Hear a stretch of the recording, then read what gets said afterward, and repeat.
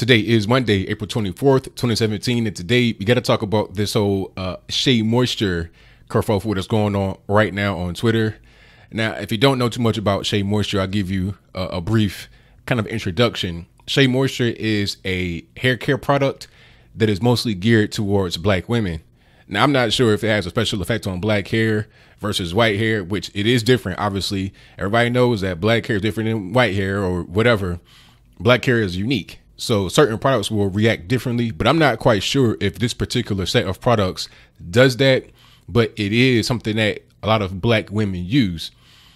Now, before I get into the teardown of what happened here, I'm gonna tell you a little bit about myself. Now, I've been a graphic designer for about 10 years, and throughout that whole time, I worked with a lot of black hair care brands, cosmetics and whatnot. I've worked with a cosmetics line, black owned, and I've also worked with a black beauty supply store, both of whom I worked for many years. I've done stuff for Bronner Brothers. I know a lot of the smaller black brands, Uncle Funky's daughter, Carol's daughter, which is a whole different story I'll get to a little bit later. Hair Veda, Afro Veda, a lot of different companies I work with. And I know how this whole industry works. So I just want to give you that primer to know about me. I know about black hair. I don't have any of myself, but I know about it from just dealing on the back end, dealing with marketing and stuff like that. Now, what happened here was SheaMoisture decided to put out a commercial that had some white women in it rather than mostly black women, which is their core base. And I'll place that on the screen before you as I'm talking. And Twitter, of course, erupted. Black Twitter erupted talking about, oh, they're canceled. I'm done with them. They're whitewashing this, that, and the third. But I'm like, yo, this is just a commercial. It's just marketing. You know, first of all, why would you just destroy or discard or stop buying your products that you like? If you use the products and you like them and they help you and it gets a job done, then why would you throw them away because you don't like this commercial? It's just a marketing campaign. It's not anything that deep. It's just not. It's just people that are on Twitter are being reactionary towards the whole situation. But beyond that, why is it even a problem? Who cares? Why can't someone else enjoy your products like you do? Why can't someone of a different race enjoy your products? Like, why is that such a big deal?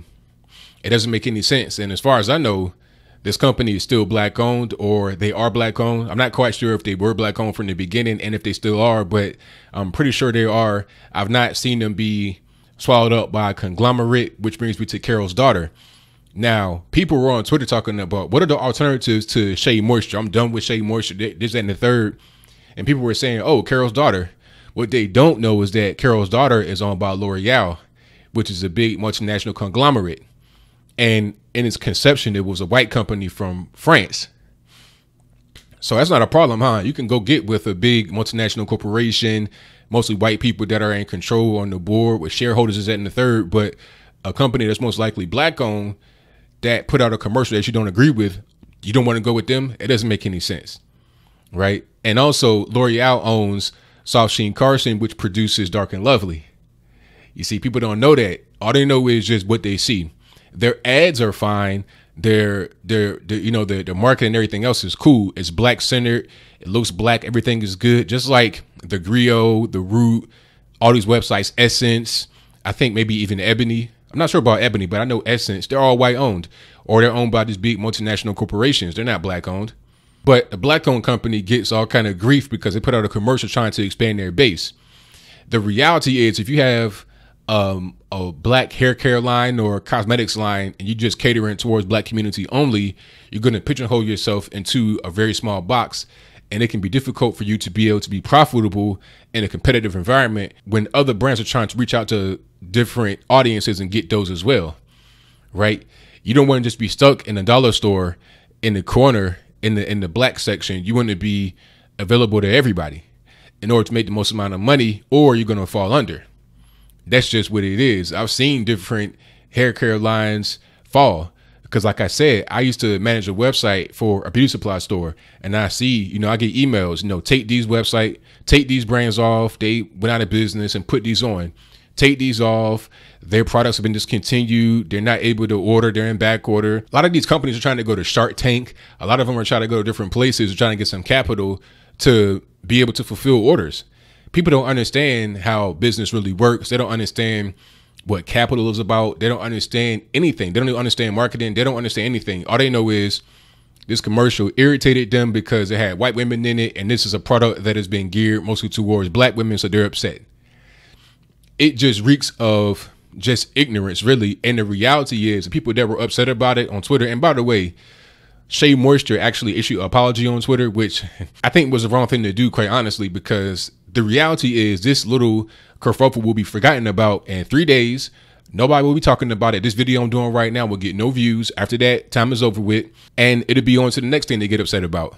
So there was no need to do no apology right now, because all they did was just extend a period of time and people will talk about it, and that's it, no more. So it really had no other purpose other than that. And the average person in the street is going to the store, is going to the beauty supply or whatever it is. They have no idea about what's going on Twitter. They don't know anything about this little dust up. They don't know anything about it. They don't care about the apology because they didn't see the initial thing that got people upset. They don't care. They're going to get their weekly, monthly, or whatever supply of SheaMoisture products. And that's it. Nothing else that people online will be able to do would change that. So that's pretty much all I gotta say for it. What do you think? Do you think this whole situation is really a nothing burger? It's mountain out of a molehill. People are just upset online because that's the trendy thing to do. It's fun to get upset about something online. You see something you don't like, you just instantly get upset. You get all your so-called friends or whatever to join in with you, and that's just kind of how it operates. Or do you think it's something deeper here? This is a black hair care line that should only target black people, and that's it. And they're trying to target white people or whatever it is. They're somehow selling out. They're somehow losing their brand. They're losing their voice. But did anybody say that about Carol's daughter when they got acquired by L'Oreal? How about Dark and Lovely, which is South Sheen Carson? It's a lot of other brands that have been acquired by multinational corporations and or white companies that are, you know, purportedly black owned, but aren't really. But nobody says anything. Matter of fact, some of these brands are the most utilized by black folks. I mean, look at BET. People every now and again talk about BET in a negative way because they've been acquired by Viacom, and Bob Johnson, the former black owner, does not own it anymore. Sometimes that's brought up when you're talking about people wanting to blame BET for all the problems in the black community, which is really ridiculous. But every now and again they say that. But for the most part, nobody cares. And they watch the most debaucherous programs on BET and also other channels like VH1, Bravo, etc. And that's fine. But when you're talking about black hair care, if they dare to put out a commercial featuring white people in it, that's the worst thing in the world. And I'm gonna close with this. Why is it that this commercial triggers so many in the black community online, which is probably not that many people, but I digress. Why is it that this triggered so many people in the black community, but yet these same people will go out there and get Chanel, Prada, Fendi, Louis, you know, Red Bottoms, all of that, Hermes, all of that, all these white brands from Italy, France, etc. You'll spend your last little bit of money that you have in the world to get these brands. And a lot of these cars and everything else owned by these big multinational corporations, Bugatti, Maserati, all these European names, you go broke and spend your last little bit of money. But a black owned hair care product that has one commercial online, I think it was on Twitter, maybe even Instagram or something like that, that featured some white people. It wasn't even all whites. It was just some whites, because you did have the one black girl that took up the majority of the commercial. This one commercial is enough for you to just throw away all your hair care products and not go get your $10 bottle of Sheen or whatever it is. But you'll spend $700, $800, $900, $10,000, $20,000 or some white European stuff to try and look good for other black people.